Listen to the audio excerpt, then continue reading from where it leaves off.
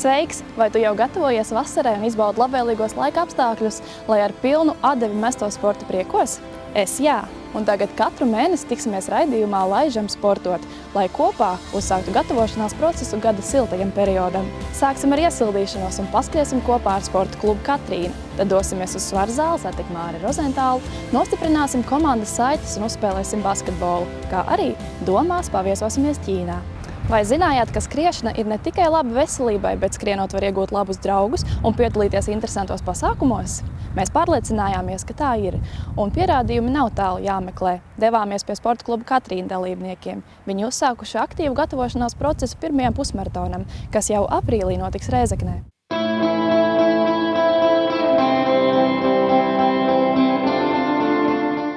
Uzmanība, gatavība, starts.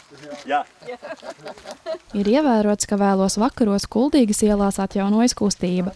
Kad saspringtā darba diena beigusies un pienācis laiks veselīgai atpūtai, arī kopīgam treniņam, sportisti dodas skriet, lai gatavotos sacensībām. Skrējēji ir sporta kluba Katrīna dalībnieki. Klubs dibināts 2012. gada novembrī. Šobrīd kluba dalībnieku skaits sasniedz 70, tomēr aktīvāko skrējēju ir aptuveni 40. Sāku strādāt sporta skolā nedaudz, un tad Saila uzaicināja mani izskriet pirmo piecīti, lai saprastu, kāds ir Kuldīgas pusmaratons, ko viņi savukārt pirms tam jau organizēja. Un bija tā, kad mēs izskrējām un iepatikās. Un tad līdz ar to pusmaratonu organizēšanu aizsākās arī tas viss mūsu organizēšanas posms, treniņu organizēšanas posms. Paldies Ventspils maratonu klubam, kurš mums veicināja šo te klubu izaugsmi. Būtībā pateicoties viņam esam mēs, jo sākotnēji mēs bijām pie maratonu klubu un augot lielākam pulkam, mēs tad atdalījāmies no viņiem. Man visvairāk priecēja, kad nomainās tie skrējēji, daži ir atkrituši, mainot dzīvesvietu vai darba vietu, bet ir nākuši ļoti daudz jaunu klāt. Un mēs esam jau pieauguši arī ar maziem skrējējiem, kas ir tikko daudz klubā ir sadzimuši mazie bērniņi. Jācer, ka pēc tam būs arī mums turpinājums. Mūsu kluba kodols un būtībā tā būtība ir kluba biedri.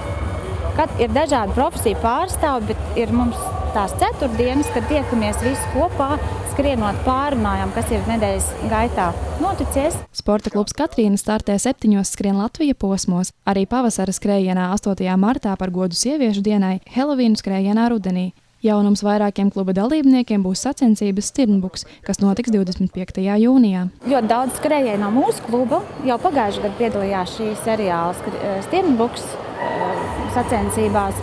Un mainot to segumu un to distanci, ir daudzveidīgāk tie skrējieni, jo šie skrējieni notiek lielākoties pasveltētu daļu ceļu posmu, tad Stirnbuks ir tas interesantāk noteikti katrā ziņā. Varbūt nav rezultāts tik ātrs tas skrējiens, kā skrienot pa gludu virsmu. Tradicionālais treniņu maršruts ir 5 līdz 10 km. Daži kluba biedri trenējas pēc individuālā plāna un skrien lielākus attālumus. Šareizē dalībnieki izskrēja jaunu distanci, kas tiks organizēta Kuldīgas pusmaratonam. Tajā kā trases elementu iekļaujot arī Kuldīgas veco ķieģeļu tiltu. Kluba prezidenti priecājas par dalībnieku sasniegumiem. Mēs jau ļoti lepojamies ar mūsu Kristapu Bērziņu. Tāpat ir arī stiprajā skrējienā uzvarēja kuldīdznieki. Tie arī bija daļa no mūsu Katrīnas kluba biedriem. Jau no pašiem kluba dibināšanas pirmsākumiem tā dalībnieks ir arī ultramaratonis Arvīds Šefanovskis. Viņš priecājas par šīs ziemas labvēlīgajiem apstākļiem skriešanai.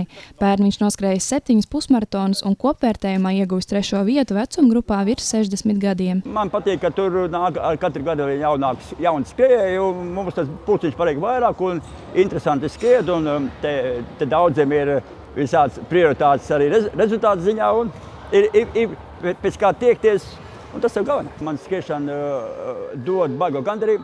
Pēc katra skriena es tiešām priecājos par to, ko es esmu izdarījis. Un tas ir tas, droši vien, ka katram, lai viņš varētu savu veselību uzlabot, saglabāt no tālāk, nodarboties. Un īpaši svaigā gaisā. Arvīds uzsver, ka ar sportošanu jānodarbojas, lai būtu veselība. Rezultātam jāpaliek 2. plānā.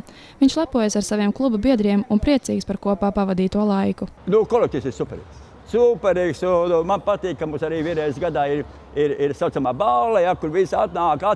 Un tajā dzīvē jau jāmāk saplānot kopā. Ja. Nevar visu tikai strādāt. Ja, te visi saplānsēts, ja, pastrādājam, pasportojam kopā, patusējam, superīgi. Un tāpēc jau ir tādi smaidīgi cilvēki un tā. Un mēs katīgi izsmējāmies un katīgi notrenējāmies. Tas ir tas prieks, ko dod tā dzīve, kas ir kopā arī sporta kluba Katrīna. Katrīnas kluba dalībnieks jau 3. gadu ir arī Aivis Kleinbergs. Skriešanu uzlabojot viņu pašsajūtu un palīdzot izveitināt galvu. Man nav tā, ka man tikai skriešana aizrauga. Man ir tā, ka arī apnīk skriet, ja? Tad es pārslēdos uz kaut ko citu. Ir gājis, esmu uz TRX-iem, visu kaut ko esmu mēģinājis. Ja kaut kas apnīk pamaina, nav tāda noteikti viens sporteids.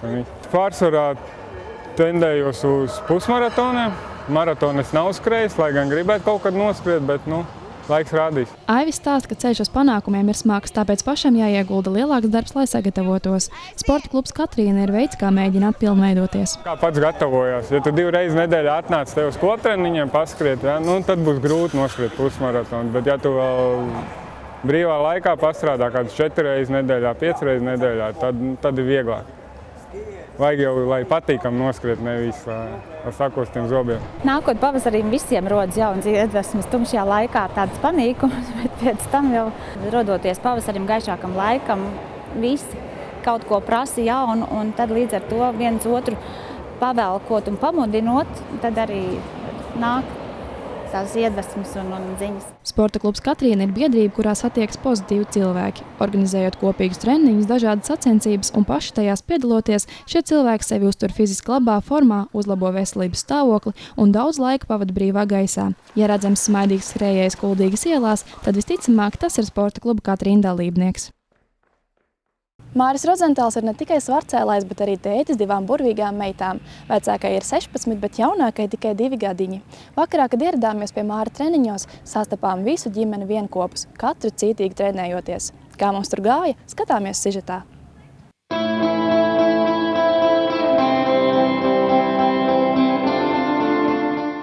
Puikas vai iet iekšā, trenējās. Nelamājās šodien skaļi, ja? Kā vienmēr. Čau. Čau.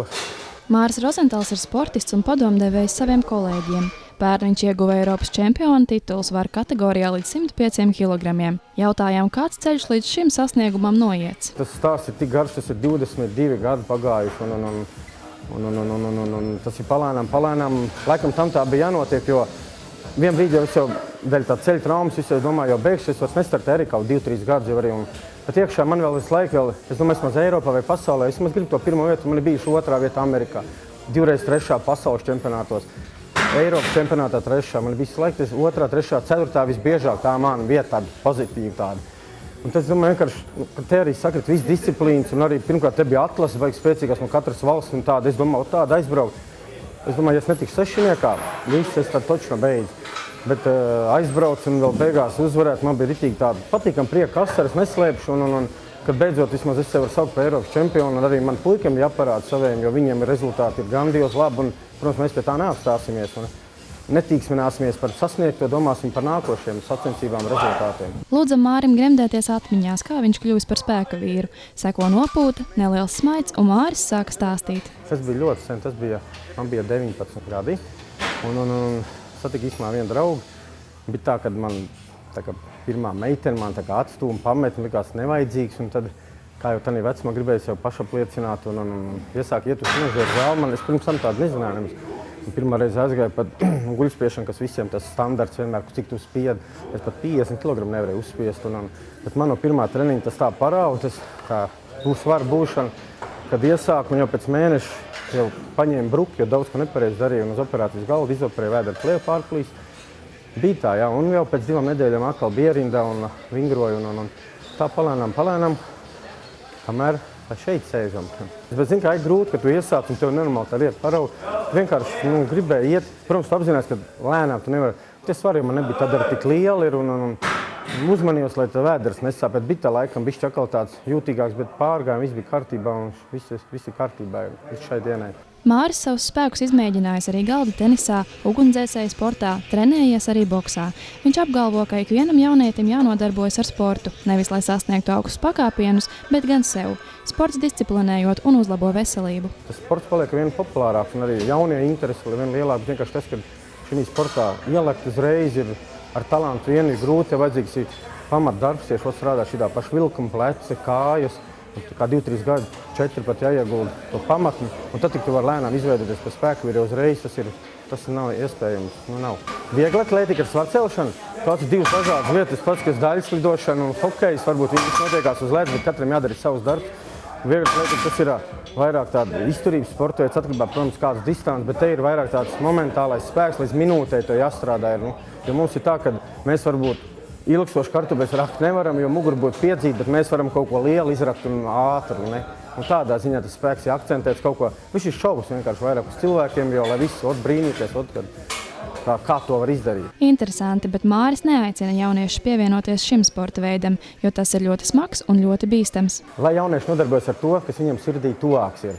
Lai nevis tā obligāti visa viegla atlētika vai viss spēka vīri nebūs un visiem nebūs arī pirmā vieta, to arī jārēķinās. Galvenais, lai tu dzīvo saskaņā ar sevīm un jūt to gandarījumu sev, ko tu dari. Lai nav tā tikai daļa citiem, tu dari to sevīm, tev vienkārši, ka tev izdodās, un tas ir labi. Ja vēl no malas to redzi un novērtēji, vēl patīkamāk tas ir. Tāds gruntīgāks darba augurs tas ir. Jebkurš profesionāls sportveids, kas jau iet pārcilvēcīgam mēram, ir jebkurš bīstams, vai tā ir riteņbraukšana, es domāju. Pat arī, man liekas, lielais tenis ir bīstams, un arī futbolos tur visbīstamāks, un basketbolā tur visbiežāk menists. Jo mums vienkārši ir tā, ka mums ir tie svari jau paliek kā vien milzīgāki. Tā, es teicu, 10 gadu atpakaļ ar tādiem svariem mēs būtu jau pasaulē top 10. Tagad jau katrā valstī jau ir ļoti labi līmeņi, kad tie svari paliek ļoti milzīgi. Un viņš ir tiešām bīstams. Tev ir tas, ka tu nevari citam vienu traumēt. Ja tu traumē sevi, citā sportveidā komandu, tu vari traumēt otro, vai ne? Te tu pats vismaz zini, ar ko te jārēķinās, ko tu vari, ko tu nevari. Ja tu sāks lekt pār pa saviem mēriem, tad tas ir uz traumām vēl. Māris uz sacensībām reti, kad dodas viens. Viņam savas sporta karjeras laikā atbalstītāju pulks tikai pieaug. Māris, protams, par to ļoti priecājas. Tomēr viņš atzīst, ka lielākais balsts un stimuls turpināt ir viņa ģimene. Primārais vispār, kas var būt, jo ja tev ģimene būs tā, ka akal uz treniņiem, akal tev tas, un tu nakalies, akal nebūs māja, loģiski tev tas noteikti kaut kādā ziņā, zemapziņā tev tas iedragā. Bet ja viņi tev pozitīvi saliek, tev tieši paceļ, tev ir jāiet, ja vēl kādreiz es varbūt tāds esmu, nē, tev ir jāiet, vēl saliek, tev soma jātrenējās. Un tas ir pirmais, protams, arī kompānija, tā pozitīvā, kas man ir apkārt, visi kopā mēs esam viens otru atbalstam, uzbļaujam, varbūt visādiem vārdiem, varbūt, ko nav būtu jāfilmē. Bet tas ir normāli, tikai mēs tā dzīvojam labi, un mums tā patīk, un viss ir kārtībā. Man patīk tas, ko es daru, tas ir, ja es nav bijis jau 3 dienas treniņā, man jau ir jau iekšējo grūti, jo tas laikam ir tas pats, kas varbūt kāds pie superneto, ja viņš tur nav 2 dienas jau pabijis, viņam lomka sākās.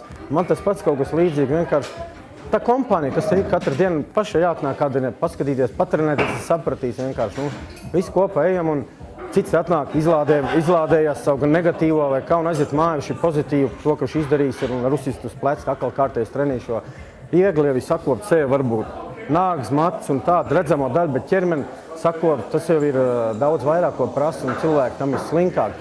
Jo, es saprotu, ir aizņemti, ir ģimeni, ir jānodrošina ģimenes arī. Bet viss naudu nenopelnījis un var atlikt jebkuru sportu veidu, nevajag obligāti svaras cilvēku, jebkādu.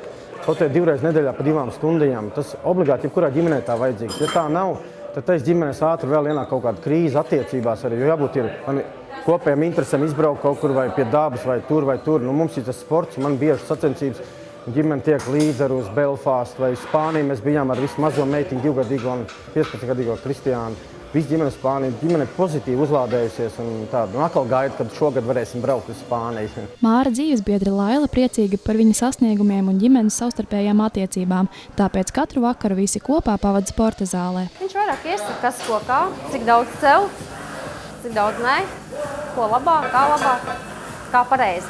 2 gadus jau tā ritmā, cītīgi, dienā. Pēc otra mazāk, tad iesāk tā cītīgāk un kārtīgāk. Tāds aizgājiens, tas patīk. Un tāpēc, ka Māris ar to ir saistīts un tā pavēl nedaudz līdzi. Māris vairākas reizes apgalvo, ka viņa puikas ir spēcīgāki par viņu, un tas esot tikai normāli. Nevarot būt labs treneris un savus puikas atstāt rindā aiz sevis. Tāpēc Mārim izveidojies arī dzīves moto. Nekad nepadoties. Es arī nepadevos, vēl neticēju, ka 40 gados, bet iekšēji es tam ticēju, ka tā vajadzētu būt. Un iet līdz galam vienkārši. Un nebaidīties, kas ir priekšā, ej vienkārši. Neskaties uz aizmuguri vairāk, ejam uz priekšu vienkārši. Guntis Jankovskis, Jūs jautāsiet, kas viņš ir? Gunts ir personība, kurš par aktuālo sportā spēj runāt līdz brīdim, kamēr apnīk klausīties. Tomēr katrs vārds un fakts, ko piemin Guntis, ir tik interesants, ka tu nepārstāji klausīties. Viņa spēja orientēties sportā un sportistu sasniegumos ir neizmērojama.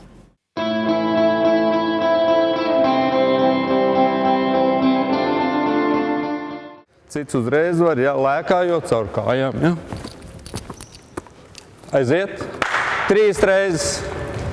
Guntis Jankovskis ir Kuldīgas novads sporta skolas basketbola treneris, un tas ir ne tikai viņa darbs, bet arī sirdslieta un aizraušanās jau no bērnības. Nezinu, kāpēc jau no mazotnes ir basketbols, kaut kā saistīts, bet tajā laikā Kuldīgā zēniem tāds sporta veids nebija.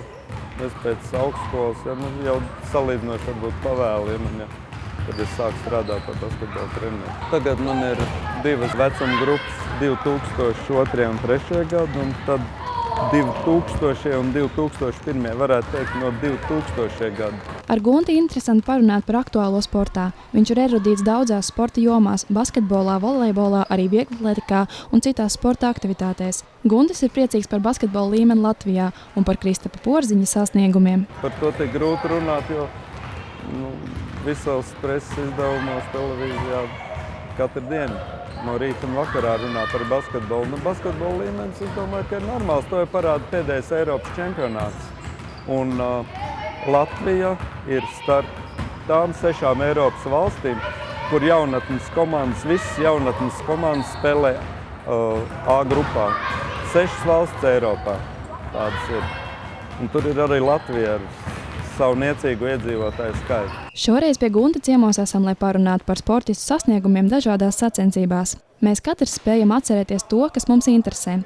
Arī Guntis pārzina sevi interesējošo jomu un daudzus sportistu sasniegumus zina no galvas. Viņš nav pierakstījis faktus, lai tos labāk atcerētos. Guntis apgalvo, ka tas, kas viņu interesē, vienkārši interesē. Tie fakti vienkārši iesēžas atmiņā. Par Minhenes olimpiskajām spēlēm, kā Latvijas, Juris Silovs bija PSRS komandā 100 metru stafetē, vai ne? Tālāk es atceros Valeriju Borzovu uzvaru 100 un 200 metros. Es atceros basketbola spēles, finālu PSRS ASV.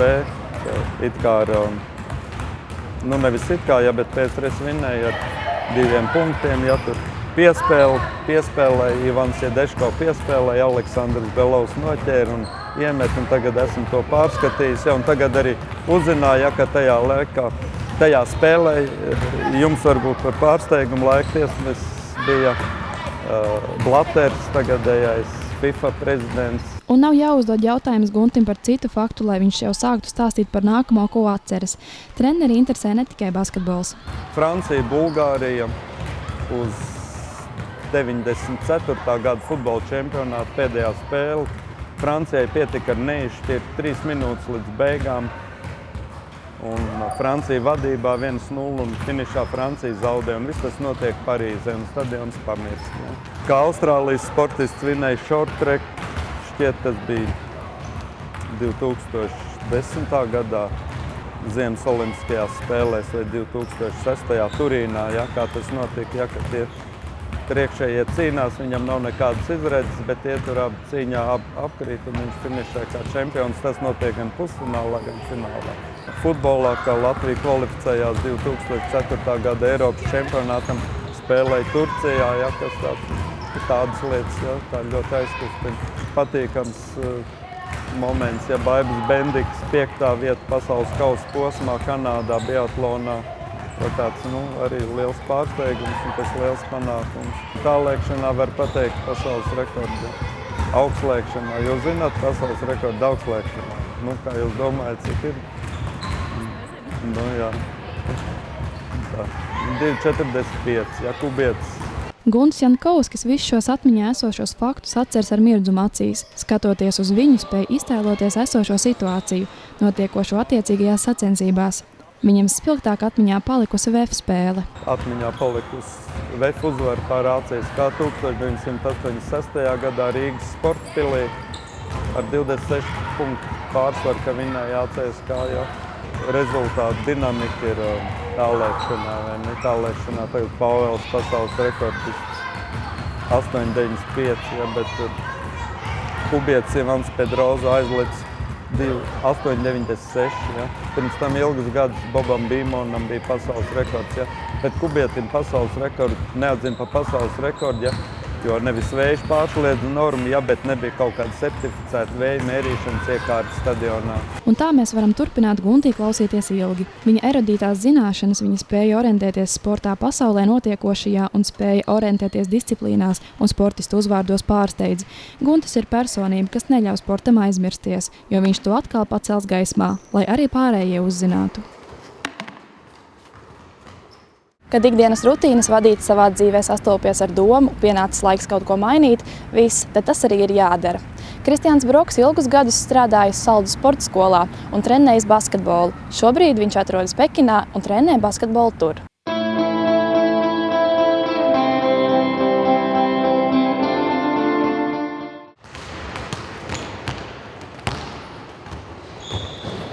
Kristiāns Broks ir basketbola treneris jau vairāk nekā 9 gadus. Viņš strādājis Saldus sporta skolā, trenējis bērnus un jauniešus un sagatavojis viņus sacensībām. Tomēr ilgā rutīna un vienveidīgais dzīvesveids Kristiānam licis pieņemt lēmumu savā dzīvē kaut ko mainīt. Tāpēc viņš izvēlējies doties uz Pekinu un tur strādāt par treneri basketbolā. Viss, kas ir darīts, visa pieredze Latvijā, tas ļoti palīdz tur. Un nav nekādi pārti. Bērni, cilvēki specifika ir dažādāka. Mūsu bērni varbūt ir tādi spēcīgāki, tādi agresīvāki, vinēt gribošāki. Ķīnā vairāk tas dzīves stils tāds veids ir piedalīties, prieks, sacensība. Viņi domā savādāk, tas ir nedaudz tā. Un bišķi maigāki, tādi maigākas dabas, bet smaidīgāk, atvērtāk, emocionālāk. Latvijā tās emocijas nedaudz grūtāk dabūt ārā. Pēc darba Saldus sporta skolā, kur trenējot 4 jauniešu grupas, Kristiāns audzis savā treneru prasmē kopā ar jauniešiem. Tagad viņš pierāda savas prasmes un jau veselu gadu strādā Ķīnā. Neskatoties uz to, ka tur basketbola līmenis ir daudz zemāks nekā Latvijā, viņš ir apmierināts ar bērnu vēlmi mācīties. Ķīnā es trenēju tos pašus puikas, tādus pašus vecumus. Tā ir tāda privāta kompānija, privāta organizācija, vecāki sūta bērnus, maksā naudu. Un tas ir vairāk, nav tik profesionāli, tas ir vairāk tā, ka mans bērns iet basketbolā, mans bērns kustās, apgūst pamatus. Tas joprojām ir tādā diezgan, es pat teiktu, zemā līmenī, bet viņi aug, viņi paliek gudrāki. Basketbola treniņi tur notiek 2 stundas nedēļā, tāpēc bērni un jaunieši savās prasmēs neprogresē ātri. Tomēr bērni esot pieraduši pie ārzemju trenera un cenšoties komunicēt angļu valodā. Kristiāns stāsta, ka bezizejas situācijā basketbolā var iztikt arī sazinoties ar zīmēm. Nedaudz esmu ķīniešu valodu iemācījies, bet tur jāpasaka tā kā jāpasaka, ja pateiks nedaudz tā kā nē, tā viņi nesapratīs, bet man ir palīgs, kas runā gan ķīniešu, gan angļu valodā, viņš man pārtulko. Bet basketbolā ir vairāk ar rādīšanu, un turpat bez valodas viņi arī sapratīs. Ir gadījies trenēt treniņu, kad neviens nerunā angļu valodā, un es esmu viens pats, kas ir normāli Ķīnā, kas nav pārsteidzošs. Ideja doties uz Ķīnu pašam Kristiānam ļoti patikusi. Viņš vēlējies izbaudīt kaut ko vēl nepieredzētu un jaunu. Dodoties viņš pieļāvis domu, ja nepatiks, brauks atpakaļ. Tomēr tagad viņš atzīst, nevajag Ķīnā meklēt Latviju, tad viss būšot kārtībā. Domāju doties atpakaļ, man tur patīk pagaidām. Ir lietas, varbūt, kas nepatīk, bet kopumā ir arī naudas faktors ir svarīgs. Un Ķīna ir tāda, var teikt, karsta vieta tagad. Es domāju, ka kādu laiku es vēl tur būšu. Bet atgriežoties Latvijā, protams, ir patīkams sajūts. Tomēr mums ir svaigs gaiss, mums ir patīkama vide. Tīrs, viss ēdiens labs, un Ķīnā tas piesārņojums ir. Tad piesārņojums ir tas, kas mani tiešām visvairāk velk atpakaļ pagaidām. Bet 1 gads tur. Pagaidām vēl mājās negribās, vēl nē. Kristiāns tikai gadu strādājot Ķīnā jau atzīts par gadu treneru basketbolā vienā no Ķīnas kompānijām. Nu tā, Rēzeknes pusmaratonam esam gatavi, Eiropas čempiona tituls sasniegts, Porziņģim visa karjera vēl priekšā, Ķīnā aizvadīts jaunais gads un Kristiāns atkal cītīgi turpina strādāt. Tas šoreiz raidījumā arī viss. Atceries, vasara nav aiz kalniem. Atā!